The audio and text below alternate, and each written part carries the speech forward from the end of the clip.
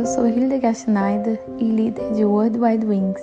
E aí vem o 22º episódio da minha série, O Despertar da Noiva, com o tema As Festas de Outono, o calendário profético de seu retorno, Yom Kippur. Toda a Torá, os 5 livros de Moisés e as festas de Yahvé apontam para o Messias. Lembramos o logotipo do Messias, o Aleph e o Taf. O Messias não só fala de si mesmo, que é o Laf e o Taf, mas também que é o caminho, a verdade e a vida. A palavra hebraica para verdade é escrita Emet, Aleph, Mem, Taf. O que está no meio entre Aleph e Taf? O Mem. Mem é a primeira letra da palavra Maim, água, e claro, a primeira letra da palavra Messias, que é a água viva.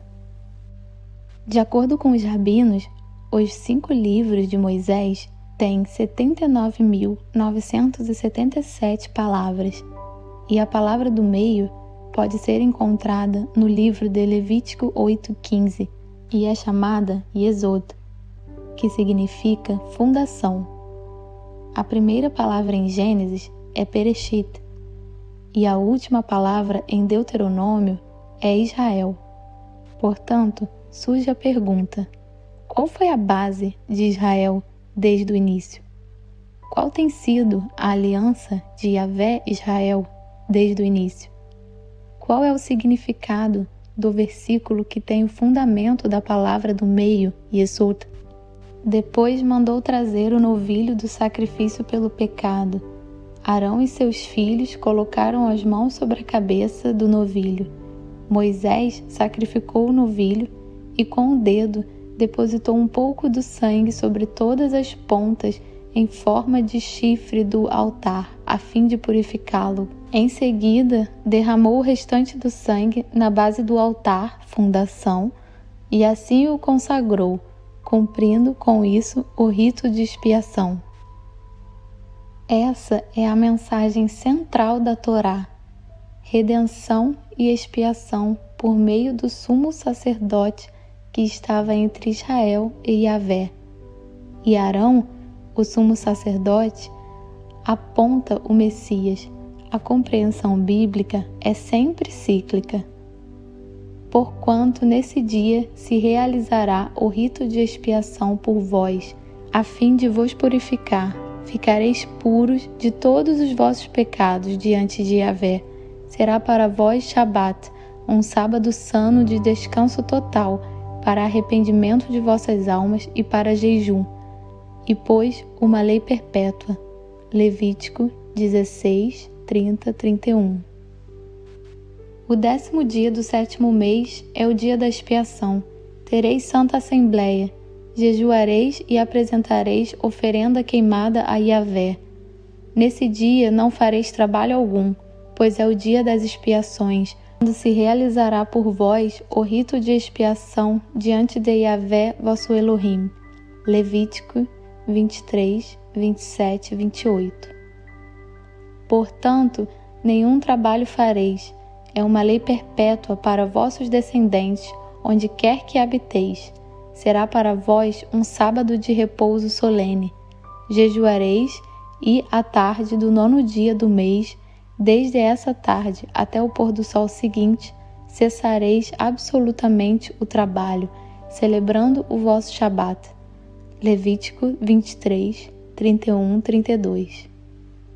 O sangue do Messias é necessário para a expiação. Essa é a mensagem central da festa de Yom Kippur. Yom Kippur representa o clímax dos dias festivos bíblicos. Após uma preparação espiritual intensiva no mês de Elul e nos 10 dias de arrependimento, o grande dia do julgamento acontece. Ocorre no 10º dia do 7º mês, Tishri, com um dia completo de jejum. Levítico 16, 29 e 31 dá uma descrição exata dos deveres do sumo sacerdote para com o Yom Kippur. Eis, portanto, para vós um decreto perpétuo. No 10º dia do 7º mês, humilhareis vossas almas, jejuareis e não fareis trabalho algum, tanto o natural da terra como o estrangeiro que habita no meio de vós. Porquanto nesse dia se realizará o rito de expiação por vós, a fim de vos purificar. Ficareis puros de todos os vossos pecados diante de Yahvé. Será para vós Shabat, um sábado de descanso, para constrangimento de vossas almas e para jejum. É, pois, uma lei perpétua. Essas instruções lançam a base para a carta aos Hebreus, na Brit Hadashah, que afirma que, como crentes, temos um sumo sacerdote em Yeshua. Yeshua cumpriu o ritual de Yom Kippur. Yeshua se fez uma oferta pelo pecado por meio de seu sangue. Ele era o holocausto perfeito. Arão teve que lidar com seu próprio pecado antes que ele pudesse entrar em conflito por seu povo.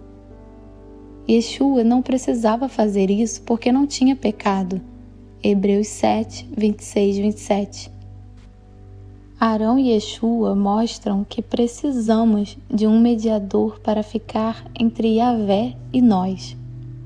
Depois que Arão ofereceu o sangue por seus próprios pecados, ele se levantou como um mediador do seu povo. Ele trouxe 2 bodes para Yahvé na entrada do tabernáculo. Antigamente, as alianças eram feitas na porta da casa e um animal era sempre abatido na entrada. É por isso que os bodes foram trazidos para a entrada do tabernáculo. Então, Arão jogou tudo fora.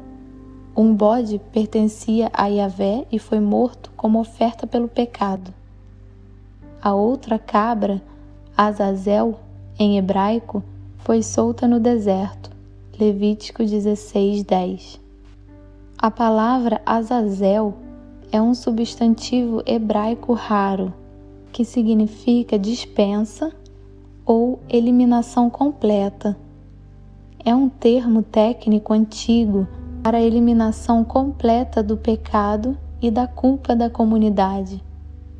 Este envio do bode ao deserto permitiu que Israel fosse perdoado e afastado por suas injustiças, transgressões e pecados. Yahvé preparou um caminho para que seu povo fosse puro aos seus olhos. Arão colocou as 2 mãos na cabeça de Azazel e confessou sobre ele todas as iniquidades, em hebraico afon, dos israelitas e todas as suas transgressões, hebraico pesha, com as quais pecaram, hebraico shatat. Há apenas um outro versículo bíblico nas Escrituras onde todas as 3 palavras, afon, pesha e shatat, são mencionadas. Em Daniel 9:24. 70 semanas estão determinadas para o teu povo e a tua santa cidade, a fim de fazer cessar toda transgressão, dar fim à prática do pecado, shatat, expiar a iniquidade, pesha, e as culpas, afon, implantar a justiça eterna, cumprir a visão e a profecia, e ungir o Kodesh, o lugar santíssimo, reconsagrando o templo. Aqui, a conexão com Yeshua é clara. Somente através da expiação de Yeshua é que pesha, shatat e afon são perdoados. Porquanto aqui está a rocha que coloquei diante de Yeshua. Sobre esta pedra única, preciosa e de prumo, estão 7 pares de olhos. Nela gravarei e retirarei a malignidade desta terra num só dia. Referência a Yom Kippur. Zacarias 3:9. Nossas bênçãos e alegria nossa liberdade e nossa restauração estão escondidas na expiação do Messias. É por isso que celebramos sua festa, a festa da cobertura, como Yahvé nos ordenou. Temos que confessar nossos pecados perante Yahvé e devemos limpar nossas vidas, especialmente em nosso relacionamento com outras pessoas. Encontramos isso também confirmado por Yeshua. Pois se perdoardes aos homens as suas ofensas, assim também vosso Pai Celeste vos perdoará. Entretanto, se não perdoardes aos homens, tampouco vosso Pai vos perdoará as vossas ofensas. Jejuar é adorar a Yahvé. Mateus 6, 14, 15. O perdão entre as pessoas é absolutamente importante, especialmente antes do Yom Kippur, quando pedimos ao próprio Yahvé por sua graça. Ouvimos dizer que deveria haver um encontro sagrado no Yom Kippur. Devemos humilhar nossas almas, mencionado 3 vezes. Devemos descansar e não fazer nenhum trabalho, mencionado 4 vezes. E trazer uma oferta de fogo, o que não é possível porque atualmente não há templo. Nenhum trabalho durante a semana e a humilhação de almas são as instruções explícitas às quais Yahvé atribui grande importância. Isso é particularmente evidente pelo fato de que existem penalidades muito altas para inobservância. Toda alma que não se humilhar neste dia deve ser exterminada de seu povo. Versículo 29. A alma que faz alguma obra naquele dia, eu a destruirei do meio de seu povo. Versículo 30. Surge a pergunta: o que significa humilhar-se? As seguintes escrituras mostram como as pessoas se humilhavam perante Yahvé. Quando o rei de Nínive tomou conhecimento da pregação e de tudo o que ocorria na cidade, ele se levantou do trono, tirou o manto real, vestiu-se também de pano de saco e sentou-se sobre cinzas. E então proclamou em Nínive: eis que por decreto do rei e de seus nobres fica proibido a todo homem ou animal, bois ou ovelhas, provar de qualquer alimento. Portanto, não havereis de comer nem beber, nada. Cobri-vos de vestes de arrependimento e lamento, tanto as pessoas como os animais. E todos os cidadãos orem a Yahvé com todas as suas forças. Cada pessoa abandone seu mau caminho e toda atitude violenta. Jonas 3, 6, 8. O jejum é uma parte importante de se humilhar. Quando Moisés desceu do monte Sinai pela primeira vez, ele encontrou o povo fazendo idolatria por adorar o bezerro de ouro. Moisés os repreendeu e depois voltou ao monte Sinai para buscar expiação. Acredita-se que Moisés subiu no dia 1º de Elul e retornou 40 dias depois no Yom Kippur e disse ao povo que seus pecados estavam perdoados. Esta é uma história profundamente profética. Quando Yeshua veio pela primeira vez, ele encontrou o povo em idolatria, como Moisés.